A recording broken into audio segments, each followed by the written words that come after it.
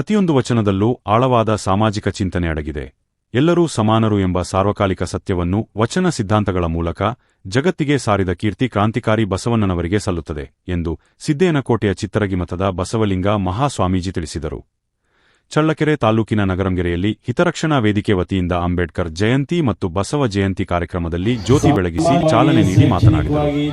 ವರದಿ Arun Kumar, S. ದೊಡ್ಡಉಳ್ಳಾರ್ತಿ, Jnanajyoti news, Chitradurga. ವೈಜ್ಞಾನಿಕವಾಗಿ ತತ್ವ ಪ್ರಸಾರವನ್ನು ಮಾಡಿದಂಥ ಬಸವಾದಿ ಶಿವಶರಣರ ಹಾಗೂ ಡಾಕ್ಟರ್ ಬಾಬಾ ಸಾಹೇಬ್ ಅಂಬೇಡ್ಕರ್ ಅವರ ಆ ವಚನ ಸಂದೇಶವನ್ನು ನಿಮ್ಮೆಲ್ಲರಿಗೆ ಮನಸ್ಸಿಗೆ ಮುಟ್ಟುವಂತೆ ಈ ಕಾರ್ಯಕ್ರಮವನ್ನು ಏನು ಹಮ್ಮಿಕೊಂಡಿದ್ದಾರಲ್ಲ, ಆ ಕಾರ್ಯಕ್ರಮ ತಕ್ಕ ನೀವೆಲ್ಲ ಸೇರಿದರೆ ಬಹಳ ಸಂತೋಷ ಆಗಿದೆ. ನಿಮ್ಮನ್ನು ನೋಡಿಲ್ಲ, ಇವತ್ತು ನಾವೆಲ್ಲರೂ ಬದಲಾವಣೆ ಆಗಬೇಕಾಗಿದೆ, ನಾವೆಲ್ಲರೂ ಪರಿವರ್ತನೆ ಆಗಬೇಕಾಗಿದೆ, ನಾವೆಲ್ಲರೂ ಮುಂದೆ ಹೋಗಬೇಕಾಗಿದೆ, ನಾವೆಲ್ಲರೂ ಹೊಸ ಜೀವನ ಹುಡುಕಬೇಕಾಗಿದೆ. ಬಸವಾದಿ ಶಿವಶರಣರು ಡಾಕ್ಟರ್ ಬಾಬಾ ಸಾಹೇಬ್ ಅಂಬೇಡ್ಕರ್ ಅವರು ನಮಗೆಲ್ಲ ಏನು ತತ್ವ ವಿಚಾರಗಳನ್ನ ಸಂದೇಶವನ್ನ ಕೊಟ್ಟು ಹೋದ್ರೂ ಇವತ್ತು ನಾವೆಲ್ಲರೂ ಹಿಂದಿದ್ದೇವೆ. ಇವತ್ತು ನಾವು ಬದಲಾವಣೆ ಆಗ್ತಾ ಇಲ್ಲ, ಇವತ್ತು ನಾವು ಪರಿವರ್ತನೆ ಆಗ್ತಾ ಇಲ್ಲ. ಇದಕ್ಕೆ ಕಾರಣ ಏನು, ಹಿನ್ನೆಲೆ ಅಂತಂದ್ರೆ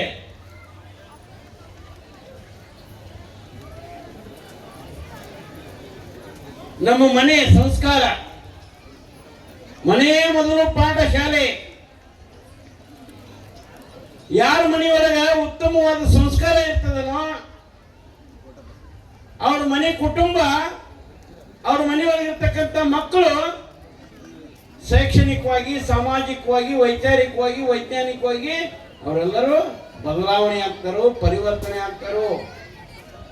ಇದಕ್ಕೆ ಉದಾಹರಣೆ ಅಂತಕ್ಕಂಥದ್ದು ನಾವು ಎಲ್ಲಿ ಹುಡುಕಾಡಕ್ಕೆ ಹೋಗೋದು ಬೇಕಾಗಿಲ್ಲ, ನಾವು ಎಲ್ಲಿ ಹುಡುಕಾಡೋದು ಬೇಕಾಗಿಲ್ಲ. ಅವರೆಲ್ಲ ಇಲ್ಲೇ ಇದ್ದಾರೆ ನಮ್ಮಲ್ಲೇ.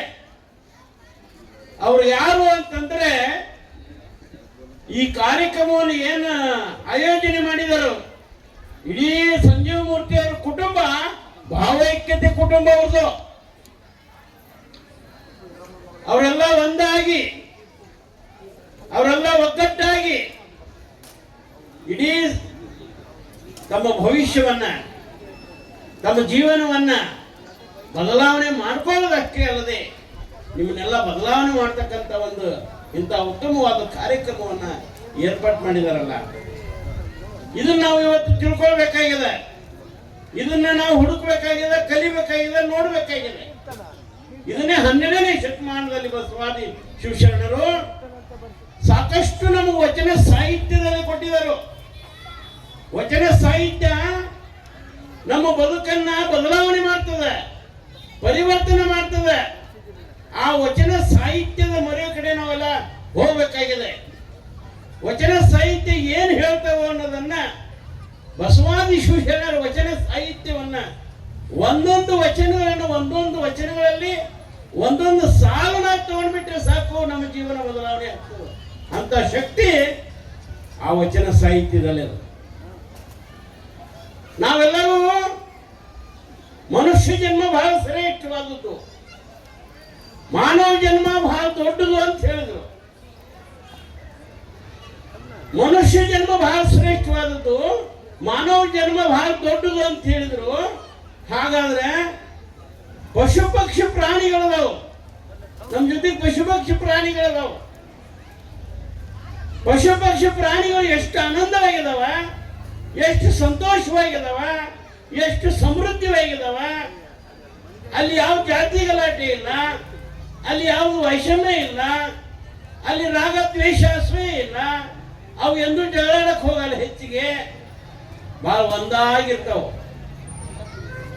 ಆದ್ರೆ ನಾವು ಮಾನವ ಜನ್ಮ ಬಹಳ ದೊಡ್ಡದು ಅಂತ ನಮ್ಗೇನು ಕರೀತಾರಲ್ಲ, ನಾವೆಲ್ಲರೂ ಬಂದು ಇಲ್ಲಿ ಏನ್ ಮಾಡ್ತಾ ಇದ್ದೇವೆ ಅಂತಂದ್ರೆ, ನಾವು ಏನು ಸಾಧಿಸ್ಬೇಕಾಗಿದನೋ ನಾವೇನು ಗೆಲ್ಲಬೇಕಾಗಿದೇನೋ, ನಾವೇನು ಬದಲಾವಣೆ ಆಗ್ಬೇಕಾಗಿದೇನೋ, ನಾವು ಏನು ಮಾಡಕ್ಕಾಗಿ ಬಂದೇವೋ ಅವನ್ನೆಲ್ಲ ಕೈ ಬಿಟ್ಬಿಟ್ಟಿದ್ದೇವೆ.